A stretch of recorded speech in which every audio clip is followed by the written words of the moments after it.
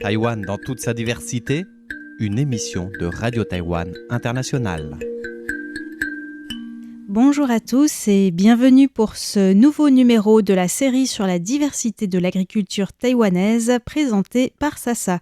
Nous poursuivons le dialogue avec nos trois interlocuteurs, Xu Zhengyi, professeur à l'Université nationale de Taïwan, spécialiste des sols, Chen Xingzong, surnommé Dr Soil, le docteur des sols, qui va sur le terrain pour aider les agriculteurs à mieux connaître leurs sols pour résoudre leurs problèmes de culture, et Guo Huaren, professeur retraité de l'Université nationale de Taïwan, spécialiste des semences. Les semences, justement, c'est par là que je voulais reprendre le fil de nos discussions aujourd'hui. Car j'ai constaté que les jardineries vendent surtout des graines hybrides F1 développées par les instituts de recherche agronomique taïwanais qui sont d'ailleurs très calés en la matière. Un jour, une agricultrice taïwanaise m'a dit qu'elle avait besoin d'argent. Je lui ai demandé pourquoi. Elle m'a répondu « pour acheter des semences ». C'est là que j'ai pris conscience de la dépendance aux entreprises semencières.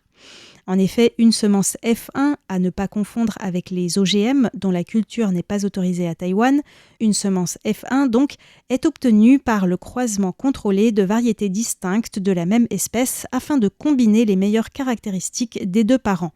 L'avantage, c'est que ces hybrides F1 sont robustes et donnent des légumes plus homogènes. Toutefois, si l'on récolte les graines d'un hybride F1 pour les replanter l'année suivante, la descendance sera instable. Il faut donc racheter les semences chaque année. À Taïwan, en dehors des personnes qui pratiquent l'agroécologie, la biodynamie, la permaculture, l'agriculture syntropique ou l'agriculture naturelle, c'est-à-dire une minorité, de nos jours, la plupart des agriculteurs ne récoltent pas leurs graines pour les replanter. Ils se fournissent en semences ou en jeunes pousses auprès d'entreprises spécialisées. Il y en a de nombreuses à Taïwan, plus ou moins grandes. L'une des plus importantes et qui vend aussi à l'international, c'est Nongyeo, No New Seed, de son nom anglais. Que les agriculteurs le veuillent ou non, qu'ils aient conscience des conséquences ou pas, c'est surtout le système de commercialisation qui a favorisé cette évolution. On écoute Xu Zhengyi. L'agriculture taïwanaise est basée sur les petits agriculteurs et la plupart n'ont pas le temps de s'occuper soi-même des graines. Ils achètent directement à des entreprises des graines hybrides F1 qui sont plus résistantes aux maladies et adaptées à l'environnement de Taïwan. Surtout, les agriculteurs doivent fournir des légumes d'un certain calibre pour qu'ils trouvent preneurs. Les consommateurs veulent de beaux légumes. C'est aussi l'une des raisons qui pousse les agriculteurs à acheter des graines F1. Et du coup, pour qu'elles poussent bien, il faut utiliser des pesticides. Et oui, c'est un cercle vicieux qui concourt aussi à l'utilisation de pesticides et comme nous l'avons déjà expliqué, Taïwan est l'un des pays au monde qui épand annuellement le plus de pesticides et herbicides par hectare. Les précisions de Dr Soil. Mon grand-père conservait des graines pour les replanter l'année suivante. Mais de nos jours, c'est différent. Si l'on conserve ces graines, les plantes poussent ensuite de manière hétérogène. Il y en a des grandes, des petites. Oui, c'est ce qui permet justement de faire face à des maladies. Oui, mais ça a moins de valeur. Actuellement, il faut que les fruits et légumes soient tous beaux, calibrés et qu'ils poussent vite.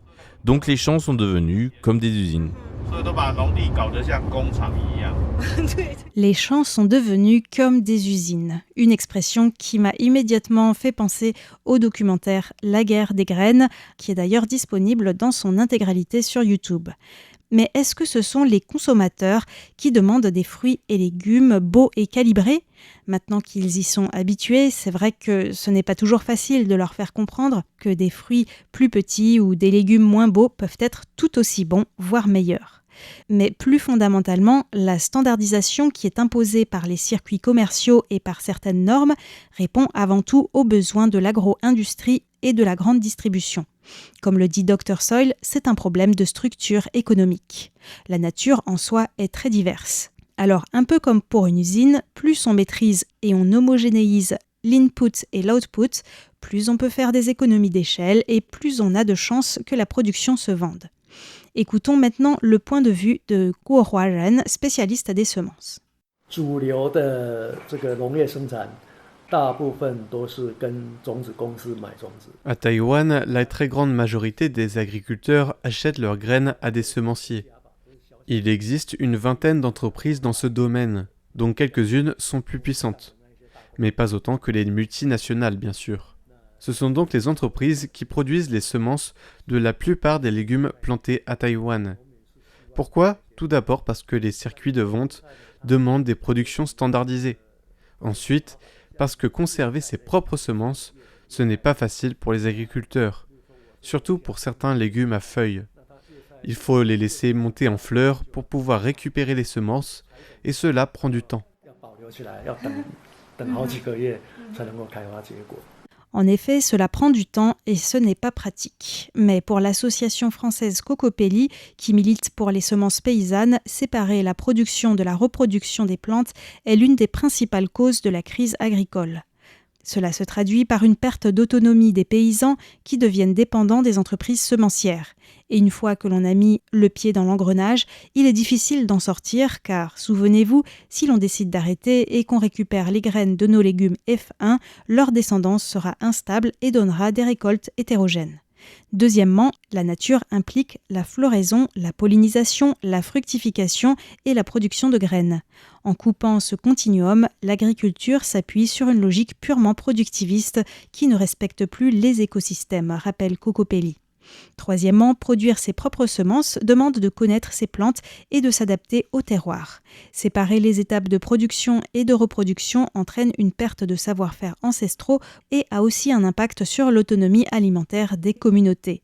Rappelons qu'une seule graine de laitue peut donner plus de 2000 graines, sauf si le système économique fait qu'on doit les racheter.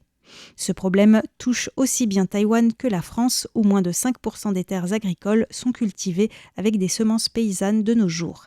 Ces graines paysannes, sélectionnées, cultivées et récoltées directement par les agriculteurs, sont pourtant capables de s'adapter naturellement aux évolutions du terroir et du climat.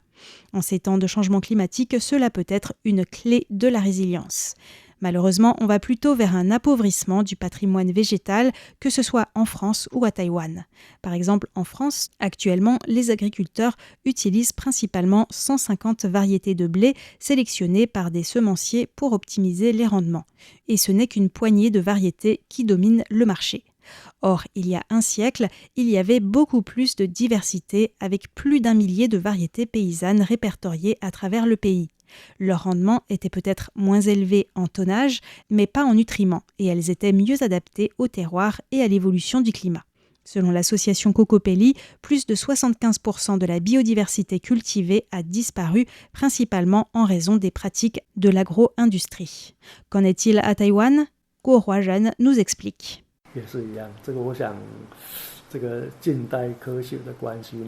C'est pareil, en raison de la science moderne et de l'évolution des modes de vie, les productions agricoles sont de moins en moins diversifiées. On sait par exemple qu'à Taïwan, avant l'arrivée des colons japonais, il y avait environ 1000 variétés de riz. C'est difficile à imaginer. En fait, autrefois, il y avait une très grande diversité partout, pas seulement à Taïwan. Mais avec l'industrialisation et le développement de la science, on a voulu des productions agricoles homogènes et à haut rendement. Les agriculteurs s'y sont adaptés. Ils ont commencé à planter de nouvelles variétés qui correspondaient à cette demande et ont arrêté de planter les anciennes variétés. Et cela a mené à leur extinction rapide. Donc de nos jours à Taïwan, il y a au grand maximum une trentaine de variétés de riz qui sont plantées. Et la variété Tainan 11 compte à elle seule plus de 50% de la superficie des rizières cultivées. Les agriculteurs plébiscitent cette variété pour son rendement et sa résistance aux maladies.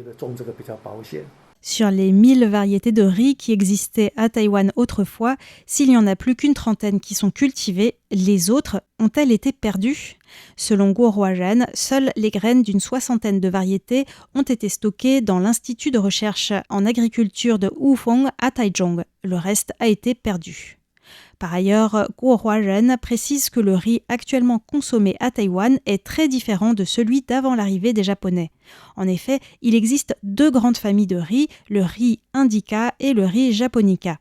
Elles se distinguent par la forme de leurs grains et leur texture à la cuisson. Les grains de riz indica sont plus longs. Une fois cuits, ils se détachent facilement. On trouve parmi les riz indica les plus connus le riz basmati en Inde ou le riz jasmin au Cambodge. Les grains de riz de la famille japonica sont plus courts, de forme ovale et leur texture après cuisson est plus collante.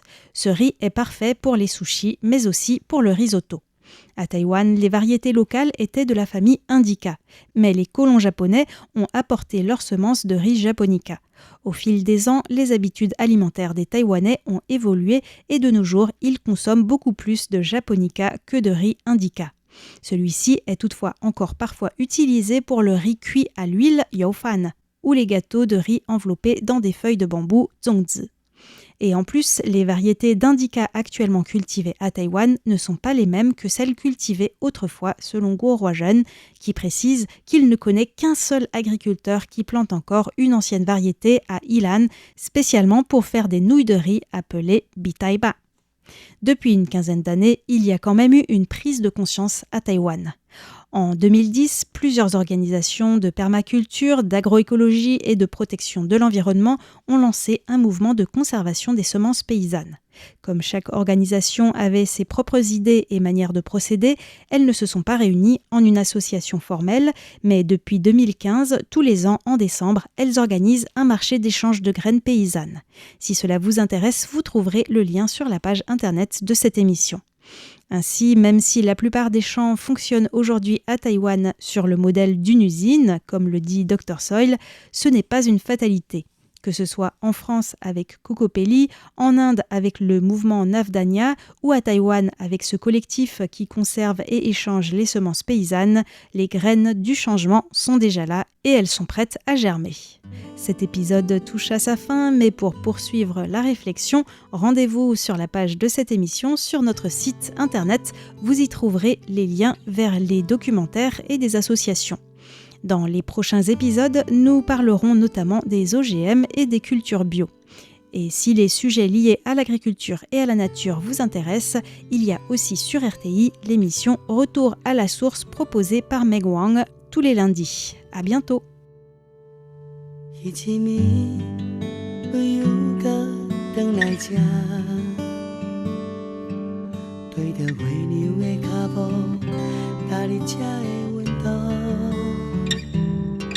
顶仔脚去打电火泡啊，吹着我，店仔口的垃圾雨，少年的歌，予流浪的囡仔，想要回来予你看。